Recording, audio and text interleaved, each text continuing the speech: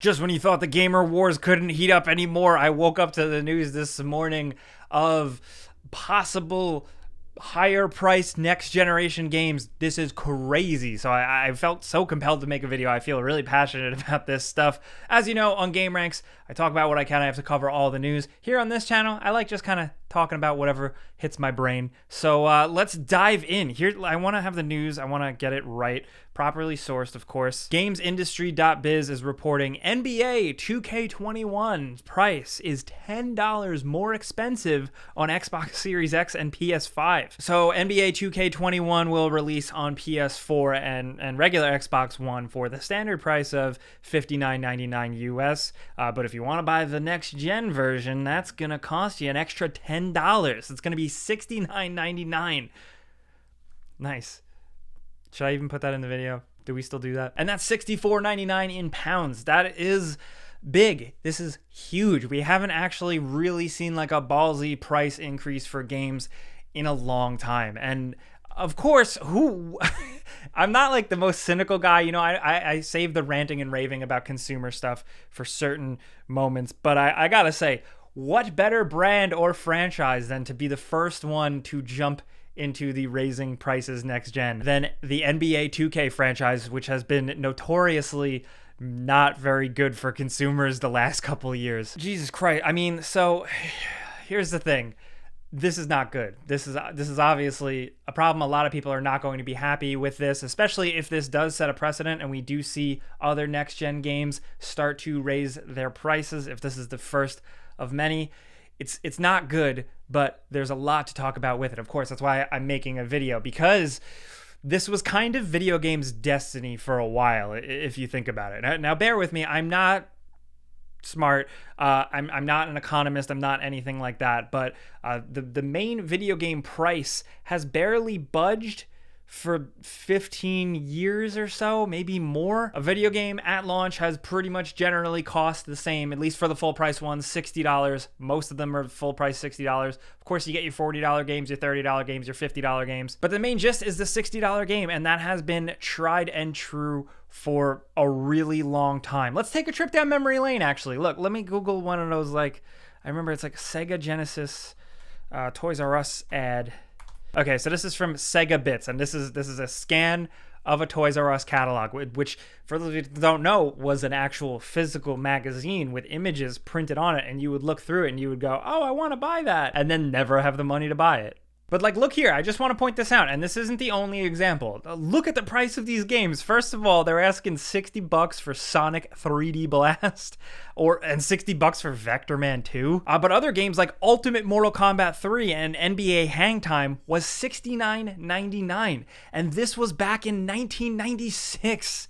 That is crazy. There really aren't a lot of other, like, you know, certain products like this, like entertainment products and other specific things that don't move with time and adjust for inflation. And video games haven't really budged much. If anything, they used to cost even more. And it's in an interesting predicament because now here in 2020, video games have become massive, and they cost so much money to make, and they require skyscrapers filled with people who are really smart and deserve a paycheck, but they're just these massive operations, and many people go on record thinking that the AAA model is unsustainable. So it was only a matter of time before games prices would raise, just because production costs and marketing costs are ridiculous and going up, but also just the fact that the price has stayed the same forever. So this is the problem we're at. I am not happy that video game prices are going up. You out there probably as well are not happy if video game prices are to go up. And I don't blame you. I don't think it's your fault. I think it's important that we talk about like all the information and the context here.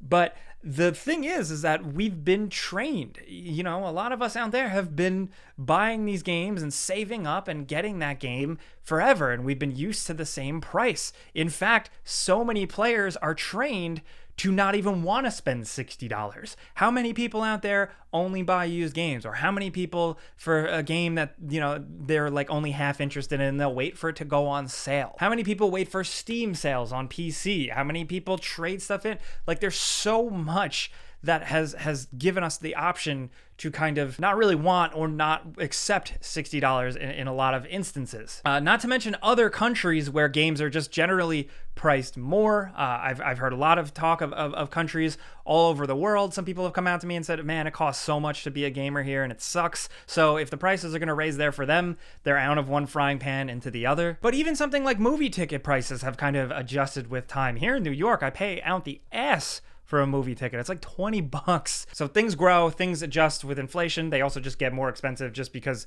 the corporations want to make more. I understand that businesses want to make money, but like, what is this? Is this video games finally bending, finally caving after like 20 years, 15 years of just kind of ignoring inflation and stuff like that? And now we're suffering the consequences. Also, I mean, there's also the conversation of microtransactions and season passes and all those things that people complain about all the time.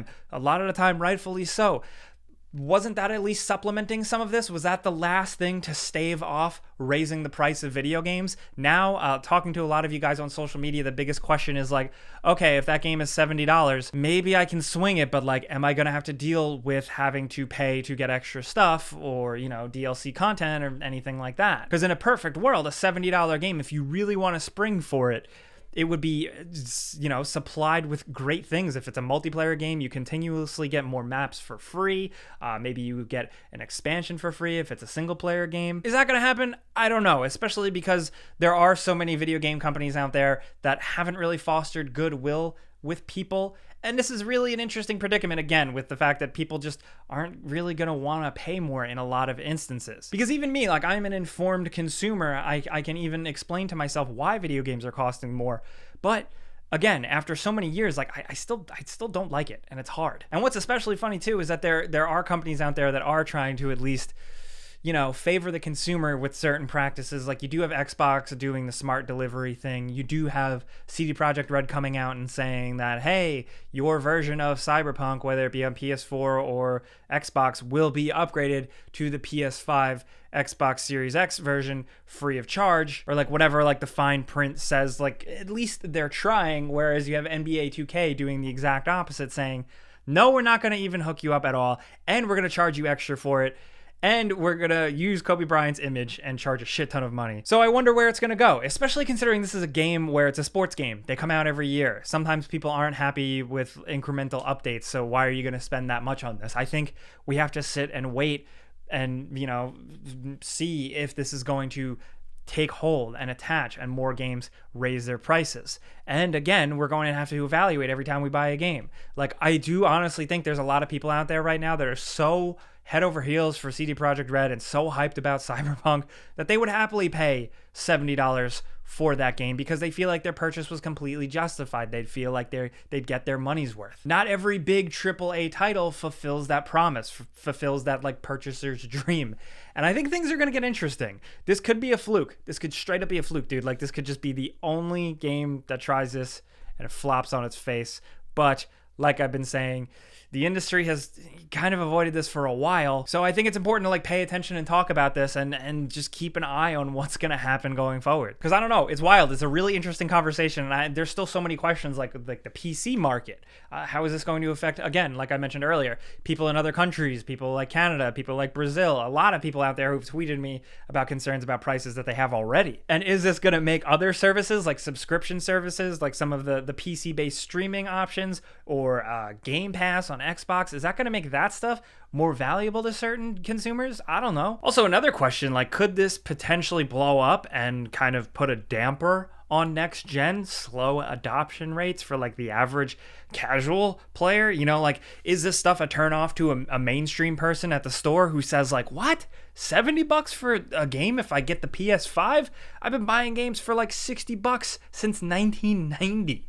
There's got to be some people in the store looking at that and they might freak out. Maybe it's just this one game. Maybe it's 2K being 2K or being kind of shitty. Maybe they're taking advantage of early adopters, using some poor excuse like the fact that they have to put ray tracing in their game means they can justify it costing more for next gen, despite the console makers themselves trying to make it as easy as possible for developers to port their games. I'm an early adopter of a lot of technology, and I feel like I've definitely been taken advantage of before in a lot of different ways. So I'm curious to see if like That's what they're doing here. That's the approach. Or did they think that they're being the brave ones and making the first move to charge more for games after waiting so many years? But I really want to hear from you guys, because I think we're all on the same side of this. You know, we don't want video game prices to go up at all, but like, there's a lot to talk about with it. What do you want as a consumer? Are you on a budget? Are you not on a budget and you're reckless and you just buy every video game and you don't care? I would love to know your situation, what type of player you are, and what you're thinking about this, whether it be